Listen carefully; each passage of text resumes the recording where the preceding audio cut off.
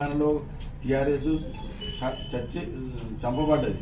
దాంట్లో ఏం కాదు. అది అట్టి అనవసరమైన అపోహలు పెట్టుకుని వాడు వీని చుట్టూ వీడియో చెప్తారు, వాడు అవన్నీ అట్టి ముచ్చట్లు వివరించారు. పార్టీ పరంగా ఏమన్నా మీకు మా కమిటీ అనేది మీకు అపోహలు ఉంటే ఎవరైనా చెప్పుకుంటారు వాళ్ళ స్వార్థం కోసం.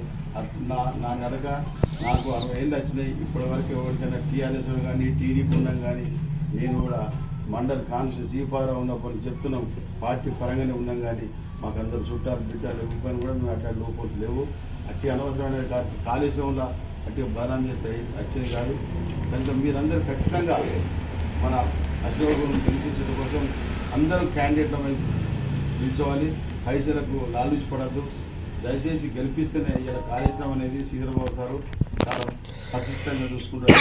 ఆయన కాన్స్టిట్యూన్సీలో మన భూపాలపల్లి జిల్లాలో కాళేశ్వరం పుణ్యక్షేత్రంలో ప్రదర్శించడం కనుక అనేకమైన ఫండ్స్ వస్తాయి. చాలామంది మంత్రులు వస్తారు, ఇక్కడికి ఎవరు వస్తారు, అధికారులు వస్తారు. అందరికీ సర్పంచ్ మన పార్టీ వాయిస్ ఇస్తారు. కనుక దయచేసి మీరు అందరూ గెలిపిస్తే మంచిది. ఇంకా వేరే ఏం